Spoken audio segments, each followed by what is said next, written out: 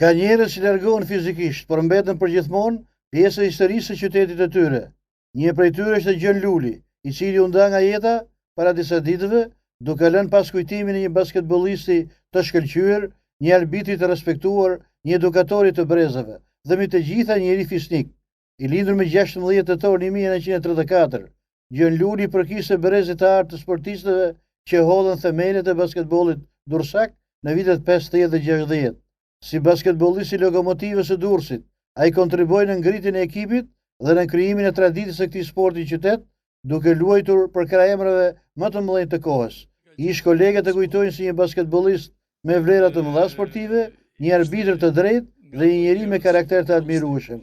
Përkushtimi i tij ndaj sportit vazhdoi dhe pas përfundimit të karrierës si lojtar, duke edukuar breza të rinj dhe duke dhënë një kontribut të çmuar për zhvillimin e basketbollit. Vdekja e basketbollistit veteran Gjon Luli është e trishtueshme. Ai ka qenë një burr i mirë, sportist i mirë dhe kapiten skuadre.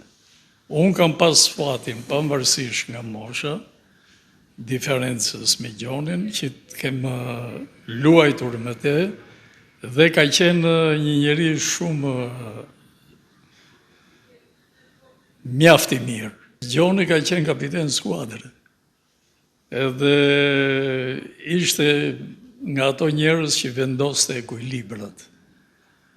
Me mirësinë e vet, me shpirtin e gjerë që kishte Gjoni, jo se vdiqë dhe duhet themi detyrimisht fjalë të mira, po Gjoni e meriton të gjitha. Gjoni nuk ka qenë vetëm basketbollist i mirë, ka qenë dhe notar shumë i mirë. Është brezi Niko Ercekut të ndjerë, është brezi Spiro Rumit, është brezi Gjodës dhe i shumë veteranëve tjerë që sot nuk jetojnë. Gjoni pastaj ka qenë një arbitër shumë i mirë dhe vendimet e tij në gjykim kanë qenë shumë të drejta. Largimi i Gjonit në një moshë të madhe, që nuk e rreshti asnjëherë dëshirën dhe pasionin për sportin, tregon që ai njeri deri në frymën e fundit të tij ka menduar dhe ka punuar me një pasion jashtëzakonisht të madh. Na vjen keq iku nga kjo jetë, po është e pashmangshme. Sportisti i njohur Lada Garaj kujton me nostalgji një periudhë të paharruar, kur Lokomotiva në vitet 1966 mundi ekipet e forta të asaj kohe dhe u shpall kampione e Kupës së Republikës. Me Gjonin kemi një kujtim shumë të bukur.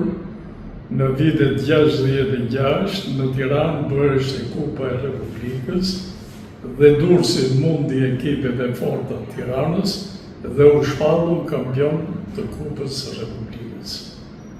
Gjoni e ndjeu shumë i gëzuar, se ndofta ishte dhe evenimenti i parë që merrte një trofe kaq të rëndësishëm. Kështu që kujtimi i tij tjetë i paharruar.